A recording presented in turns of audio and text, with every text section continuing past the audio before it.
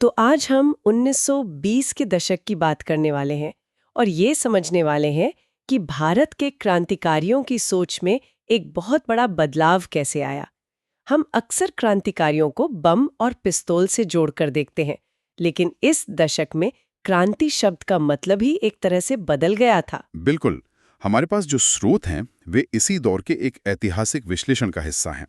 आज हम ये समझने की कोशिश करेंगे कि गांधी जी के असहयोग आंदोलन के रुकने के बाद अचानक क्रांतिकारी गतिविधियां फिर से क्यों तेज हो गई, कैसे हिंदुस्तान रिपब्लिकन एसोसिएशन यानी HRA, Hindustan socialist Republican association HSRA बनी, और सबसे बड़ी बात, क्रांति की परिभाषा सिर्फ अंग्रेजों को भगाने से आगे बढ़कर एक नए समाज के निर्माण तक कैसे पहुंची। तो चलिए शुरू करते हैं। कहानी शुरू होती है 1920 के दशक की शुरुआत में। असहयोग आंदोलन पूरे जोश पर था, लेकिन दिलचस्प बात यह है कि उस आंदोलन में कई ऐसे युवा भी थे जो पहले क्रांतिकारी गतिविधियों में विश्वास रखते थे। हाँ, और ये बहुत महत्वपूर्ण बात है। गांधी जी और सीआर दास जैसे नेताओं के कहने पर कई क्रांतिकारी समूहों ने अपनी गतिविधियां रोक दी थीं। उन्होंने इस अहिंसक तरीके को एक मौका देने का फैसला किया। उन्होंने कहा, ठीक है, देखते हैं कि इस रास्ते से क्या हासिल होता है। अच्छा। उनमें से कई, जैसे जोगेश चंद्र चटर्जी, सूर्य सेन और यहाँ तक कि भगत सिंह, सुखदेव और चंद्रशेखर आजाद भी, ये सब इस आंदोलन में पूरे उत्साह से शामिल हुए थे। लेकिन फिर 1922 में चौरी चौरा की घटना के बाद गांधी जी ने आंदोलन अचानक वापस ले लिया। इसका युवाओं पर क्या असर पड़ा? मुझे लगता है ये सिर्फ निराशा से कहीं ज्यादा रहा होगा। ये एक तरह का मोहभंग था। एक पूरी पीढ़ी जिसने अपनी पढ़ाई, अपना करियर, सब कुछ दांव पर लगा दिया था, उन्हें लगा कि उनके साथ धोखा हुआ है। उन्हें लगा कि जब पूरा देश एकजुट होकर खड़ा हो रहा था, तब नेतृत्व ने एक छोटी सी घटना के कारण पैर पीछे खींच लिए, और इसी वजह से उन्होंने अहिंसा की रणनीति पर ही सवाल उठाना शुरू कर दिया। तो उनके पास क्या विकल्प थे? क्या वे मुख्यधारा की राजनीति में वापस नहीं जा सकते थे? यहीं पर बात वाकई दिलचस्प हो जाती है। उस समय कांग्रेस खुद दो गुटों में बढ़ गई थी। एक थे स्वराजवादी, जो चुनाव लड़कर सिस्टम को अंदर से बदलना चाहते थे। दूसरे थे नो चेंजर्स, जो गांधी जी के रास्ते पर चलकर गांव-गांव में रचनात्मक काम करना चाहते थे, जैसे चरखा चलाना और शिक्षा फैलाना। और इन युवाओं को ये दोनों ही रास्ते शायद बहुत धीमे लगे होंगे। बिल्कुल, उन्हें ये दोनों ही रास्ते बहुत धीमे और अप्रभावी लगे। उन्हें तुरंत और ठोस कार्रवाई चाहिए थी। और यहीं से हिंसक तरीकों का विचार फिर से पनपने लगा।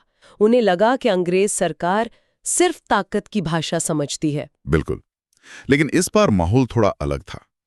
हवा में नए विचार तैर रहे थे। 1917 में रूस में हुई क्रांति की सफलता ने दुनिया भर के युवाओं को दिखाया था कि एक संगठित आंदोलन एक विशाल साम्राज्य को उखाड़ फेंक सकता है। साथ ही भारत में भी पहली बार मजदूर वर्ग संगठित हो रहा था। ट्रेड यूनियनें बन रही थीं। अच्छा।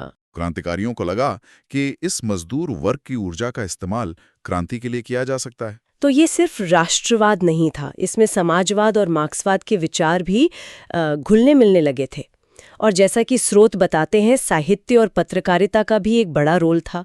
सचिन सान्याल की बंदी जीवन जैसी किताबों ने तो जैसे आग ही लगा दी थी। हाँ, बंदी जीवन तो उस पीढ़ी के लिए एक तरह से गीता बन गई थी। और शरद चंद्र चटर्जी का उपन्यास पाथेर दाबी इतना प्रभावशाली था कि सरकार को उस पर प्रतिबंध लगाना पड़ा, जिससे वो और भी ज्यादा लोकप्रिय हो गया होगा। हाँ बिल्कुल। इन सब ने मिलकर एक ऐसी जमीन तैयार की जहां एक नए तरह के क्रांतिकारी संगठन का जन्म हो सकता था। और वो संगठन था हिंदुस्तान रिपब्लिकन एसोसिएशन यानी एचआरए, जो अक्टूबर 1924 में कानपुर में बना। इसके संस्थापक थे राम प्रसाद बिस्मिल, जोगेश चंद्र चटर्जी और सचिन सान्याल। उनका मकसद क्या था? सिर्फ आजादी? नहीं, सिर्फ आजादी नहीं, उनका लक्ष्य बहुत स्पष्ट था।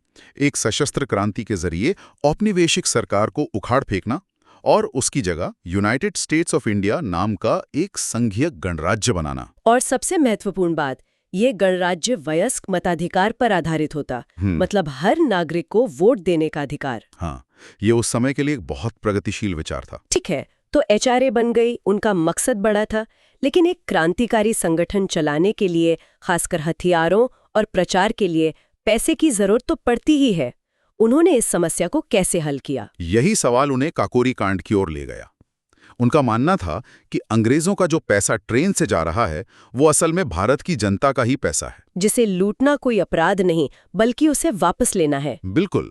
इसलिए अगस्त 1925 में उन्होंने लखनऊ के पास काकोरी में एक ट्रेन को रोककर सरकारी खजाना लूट लिया। ये एक बहुत बड़ी और साहसी कार्रवाई थी, लेकिन इसका अंजाम भी उतना ही भयानक हुआ होगा। बहुत भयानक। सरकार ने ऐसी कार्रवाई की कि पूरा संगठन लगभग तबाह हो गया। बड़े पैमाने पर गिरफ्तारियां हुईं। 17 लोगों को लंबी सजा हुई, 4 को आजीवन कारावास और 4 प्रमुख नेता राम प्रसाद बिस्मिल, अशफाकुल्ला खां, रोशन सिंह और राजेंद्र लाहिड़ी को फांसी दे दी गई। तो काकोरी के बाद एचआरए की कमर टूट गई थी पूरी तरह से। तो संगठन को एक नई सोच और नए खून की जरूरत थी।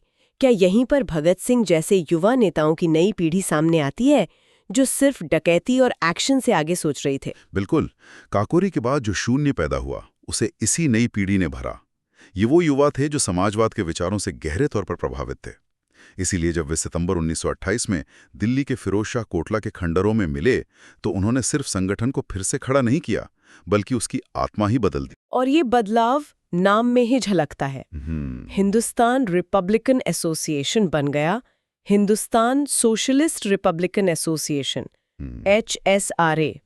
ये सोशलिस्ट यानी समाजवादी शब्द जोड़ना सिर्फ एक नाम का बदलाव तो नहीं था। इसका असल में मतलब क्या था उस समय? ये एक भूकंप जैसा बदलाव था। इसका मतलब था कि अब लक्ष्य सिर्फ अंग्रेजों को भगाना नहीं था, बल्कि एक ऐसा समाज बनाना था जहां जमींदार और पूंजीपति किसानों और मजदूरों का शोषण ना कर सकें।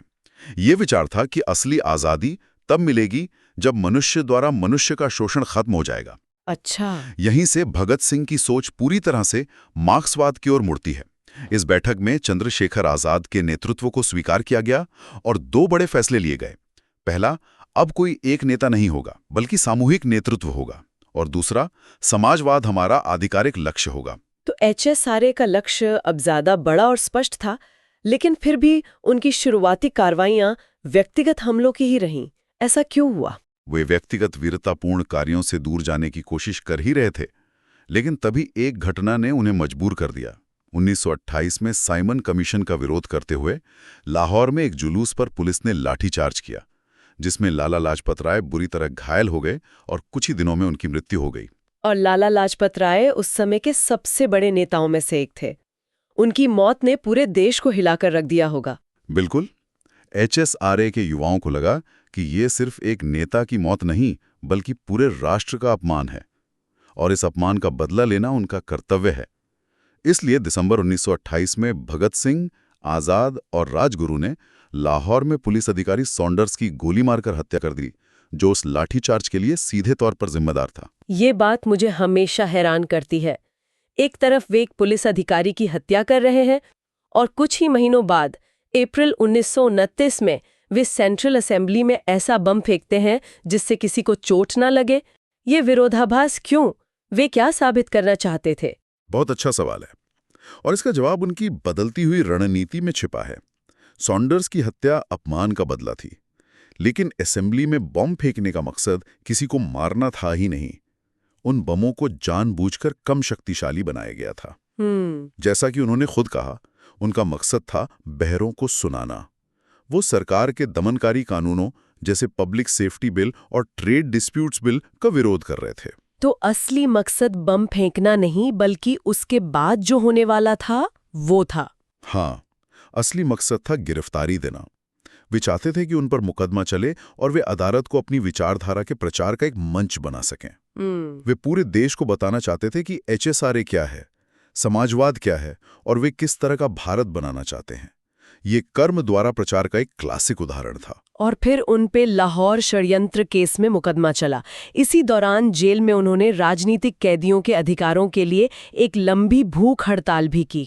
और उस भूख हड़ताल ने पूरे देश का ध्यान खींचा। लोग हर दिन अखबारों में पढ़ते थे कि ये युवा अपने सिद्धांतों के लिए भूखे रह रहे हैं। यह एक नैतिक लड़ाई बन गई थी। और इसी भूख हड़ताल के दौरान 64 दिनों के अनशन के बाद जतिन दास की मृत्यु हो गई। 64 दिन?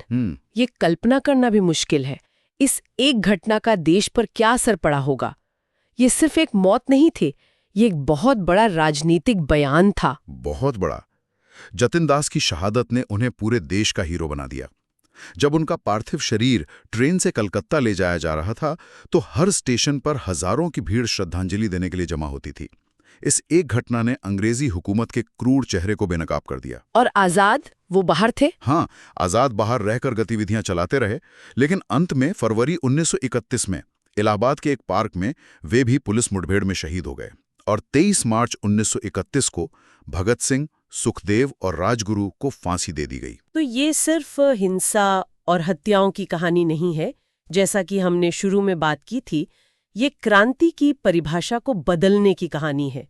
भगत सिंह ने अदालत में क्या कहा था? उन्होंने अदालत में एक ऐतिहासिक बयान दिया जिसने क्रांति की पूरी अवधारणा को स्पष्ट कर दिया। उन्होंने कहा, क्रांति में आवश्यक रूप से खूनी संघर्ष शामिल नहीं है। ये बम और पिस्तौल का पंथ नहीं है। क्रांति से हमारा मतलब है कि वर्तमान व्यवस्था, जो स्पष्ट अन्याय पर आधारित है, बदलनी चाहिए। मतलब क्रांति का मतलब था व्यवस्था परिवर्तन, सिस्टम चेंज। बिल्कुल। और उन्होंने इस व्यवस्था को वैज्ञानिक रूप से परिभाषित किया। ये पूंजीवाद और वर्ग वर्चस्व की व्यवस्था है। उन्होंने साफ कहा, किसानों को खुद को न केवल विदेशी जुए से बल्कि जमींदारों और पूंजीपतियों के जुए से भी मुक्त करना है। उनके लिए जब तक मुट्ठी पर शोषक आम लोगों के श्रम का शोषण करते रहेंगे, तब तक संघर्ष जारी रहेगा, चाहे वे शोषक ब्रिटिश हों या भारतीय। ये सवाल फिर उठता है कि अगर वे जन आंदोलन में इतना विश्वास करते थे तो उन्होंने पंजाब नौजवान भारत सभा जैसे खुले संगठन क्यों बनाए? वे सिर्फ गुप्त कार्रवाइयां भी तो कर सकते थे। क्योंकि वे जानते थे कि असली क्रांति जनता ही कर सकती है। उनका मानना था कि असली क्रांतिकारी सेनाएं गांवों और कारखानों में हैं। पंजाब नौजवान भारत सभा और लाहौर छात्र संघ जैसे संगठन बनाए ही इसलिए गए थे ताकि युवाओं, किसानों और मजदूरों के बीच राजनीतिक चेतना फैलाई जा सके, उन्हें संगठित किया जा सके। तो ये संगठन HSRA के खुले विंग की तरह काम करते थे? हाँ, एक तरह से। और उनकी सोच सिर्फ आर्थिक बराबरी तक ही सीमित नहीं थी। भगत सिंह धर्मनिरपेक्षता को लेकर भी बहुत स्पष्ट थे। पूरी तरह से। उन्होंने पंजाब नौजवान भारत सभा के नियमों में साफ लिखा था कि कोई भी सदस्य किसी सांप्रदायिक संगठन से संबंध नहीं रखेगा और धर्म को हर व्यक्ति का निजी मामला माना जाएगा। अच्छा। वे मानते थे कि धर्म और अंधविश्वास लोगों को मानसिक रूप से गुलाम बनाते हैं और जब तक लोग इस मानसिक गुलामी से आजाद नहीं होंगे, तब तक वे असली क्रांति के लिए तैयार नहीं हो सकते। वे कहते थे कि एक क्रांतिकारी होने के लिए आलोचना और स्वतंत्र सोच सबसे जरूरी है।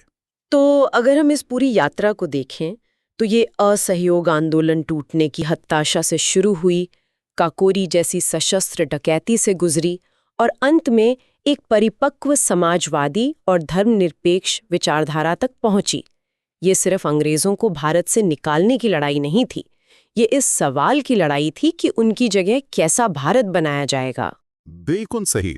और यहीं पर भगत सिंह और उनके साथियों का महत्व है। उन्होंने भारतीय स्वतंत्रता संग्राम के वैचारिक कैनवस को हमेशा के लिए बदल दिया। स्रोत में बताया गया है कि उन्होंने अदालतों का इस्तेमाल क्रांतिकारी प्रचार के मंच के रूप में किया। ये एक विचारणीय बात है। आज के त्वरित और व्यापक मीडिया, सोशल मीडिया के युग में अगर कोई समूह अपने विचारों का प्रचार करना चाहे तो कर्म द्वारा प्रचार का स्वरूप क्या होगा? क्या आज भी एक नाटकीय कर्म की जरूरत है ताकि मीडिया उस पर ध्यान दे, या फिर विचारों को फैलाने के लिए अब नए और ज्यादा सीधे रास्ते मौजूद हैं? प्रचार और कर्म के बीच का संबंध आज कैसे बदल गया है?